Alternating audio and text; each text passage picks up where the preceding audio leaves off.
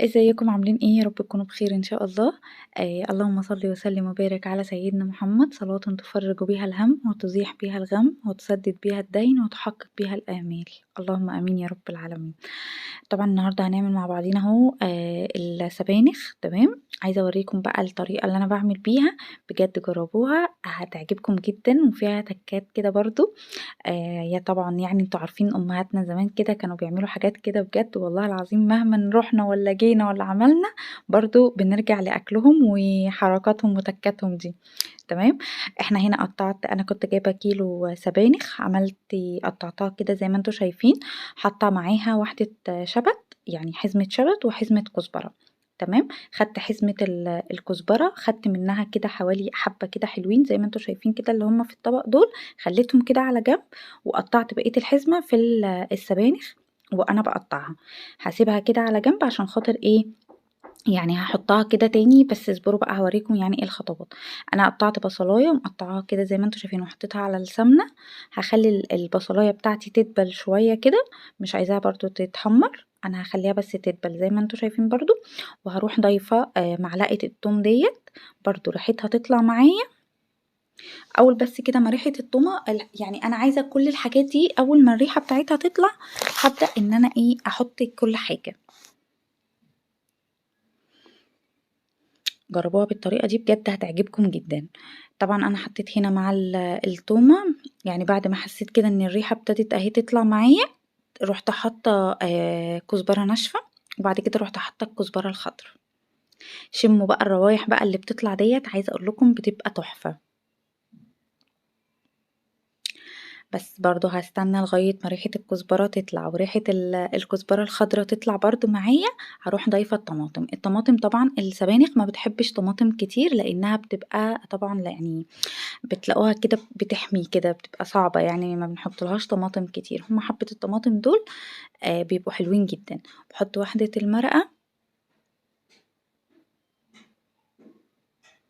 بس، وفلفل أسود وملح وخلاص على كده. ملح برضه ما تحطوش كتير لإن بُصّوا هي ما بتحبش الطماطم كتير ولا الملح كتير، لإنها بتبقى يعني خدوا بالكم من الحتّة دي. هنا بقى أنا هاعمل معاكم حاجة عقبال ما الطماطم بتاعة السبانخ تتسبِّك معانا. هاعمل معاكم شوية لسان عصفور، جرّبوهم برضه بالطريقة دي، دي برضه طريقة أمي، فهي بتعملها بالطريقة دي وأنا باحب جدًا أشربها بالطريقة ديّة. برضه هي مش هنحمّر اللسان كده وخلاص، لأ، إحنا هنحمّر لسان العصفور. وهاوريكم برضه حاجة أنا باحطها عليه، بجد جربوها هتعجبكم جدًا، جدًا. أنا ما كنتش باحب لسان العصفور وما باحبش الشوربة يعني عامةً، ف يعني ماما لما بقت تعملها لي بالطريقة دي بقيت آكلها. طبعًا أنا هنا مخلّصة معاهم يعني مخلّصة الرز ومخلّصة الفراخ كنت سلقاها، أنا كنت النهارده عاملاها على فراخ بصراحة يعني. بس كده أنا وصلت للون اللي أنا عايزاه للسان. هاحط برضه واحدة المرقة. تمام. وهاضيف معاها مع اللسان كده بقى مش هاحط الشوربة بقى على طول لأ، في حاجة كده إحنا بنحطها بتخلّي طعم اللسان العصفوري يتنقل نقلة يعني مش قادرة أقول لكم بجد تحفة. جربوها مش هتندموا. طبعًا أنا هنا باشرة طماطماية عاملة طماطماية في الخلاط عادي. تمام. هتعمليها كده بنفس الطريقة اللي أنا باعمل بيها دي، تفضلي تقلبي فيها لغاية ما الطماطم بتاعتِك كده المَيّة بتاعتها تتشرب اللي هي كانت بتبقى فيها يعني. وبعد كده تروحي ضايفة الشوربة بتاعتِك، بجد بتشربوا شوية شوربة بقى تحفة.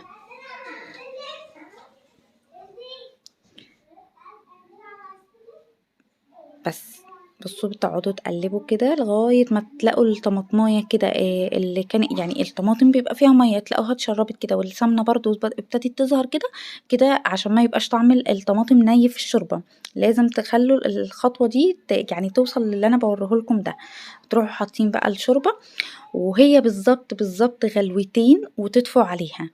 ليه برضه عشان خاطر يعني الشوربة لمّا بتتساب كتير تغلي على النار بتنشّي معاكم يعني لمّا تيجوا تغرفوها بقى يعني تيجوا تغرفوها عشان خاطر تاكلوها تحسوها إنها منشّية كده وطعمها ما بقاش حلو. تمام. هي غلوتين بالضبط وبتدفوا عليها وبتسيبوها بعد كده هي بتستوي مع بعضها كده لمّا بتدفوا يعني مع السخونية وكده فما بتاخدش وقت. هنا الطماطم بتاعة السبانخ أهي اتسبكت معانا، والتسبيكة اهي بصوا بقى شكلها حلو ازاي. انا طبعا قلت لكم انا عامله واحده شبت، ويعتبر نص واحده كزبره هنا، والنص التاني انا حطيته مع البصله وهي بتتحمر. هحط بقى كميه السبانخ بتاعتي، هي كل اللي انتوا شايفينه ده هايش كده، كل ده هينزل دلوقتي وايه، هتلاقوه هبط خالص يعني.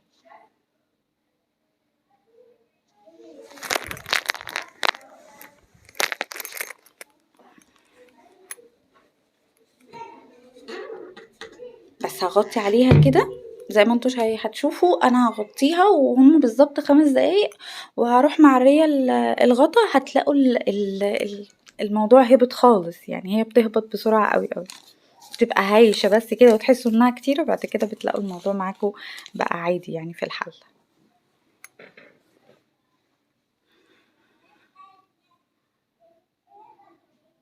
هنا بصوا انا بوريكم الشوربة. بصوا انا هي غليت غلوتين وبالظبط كده خلاص، هي كده خلصت معايا. هقفل عليها وهسيبها بقى عقبال ما اكمل بقية الاكل. هي بالظبط كده يعني هتاخد لها 10 دقايق ربع ساعة بالكتير قوي، هتلاقوا الموضوع مثلا وانتوا بتغرفوا هتلاقوها هي استوت معاكم. هنا خلاص انا السبانخ بتاعتي كده تمام، هبطت اهي زي ما انتوا شايفين، ودخلت اهي في السوا. حطيت لها بقى الشوربة اللي هي محتاجاها، هي ما بتحتاجش برضو شوربة كتير ولا حاجة كتير، هي برضو كام كبشة شوربة كده. وكده خلاص كده بقى انا هعمل معاها الحاجة اللي احنا بنحب نعملها بعد ما بنخلص يعني السبانخ. في ناس بتاكلها بالطريقة اللي هي كده، دي المرحلة بتاعتها ان هي ممكن تتاكل يعني. احنا بقى بنحب نعمل لها طشة في الاخر كده، بتخليها بجد طعمها يفرق بجد في الطعم قوي كده. بصوا اوريكم كنت الشوربة تمام معايا واستوت ازاي. هنا بقى بعمل الطشة بتاعة السبانخ. حطيت حتة توم تاني يعني، معلقة توم كده حلوة برضو، ومعلقة السمنة والكزبرة الناشفة. طبعا بتعملي الخطوة دي وترجعي تروحي طشة بيها السبانخ بتاعتك بعد ما بتبقى خلاص خلصت. عايزة اقول لكم بتبقى طعمها تحفة، جربوها بالطريقة دي هتعجبكم جدا.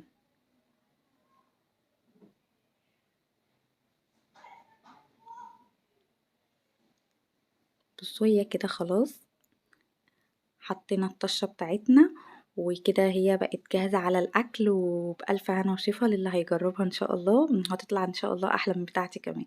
ويا رب الفيديو يكون عجبكم، ولو عجبكم ما تنسوش تعملوا لايك والشير والاشتراك عشان كل جديد يوصل لكم، لو حابين تشوفوني تاني إن شاء الله. وبس كده، يلا سلام.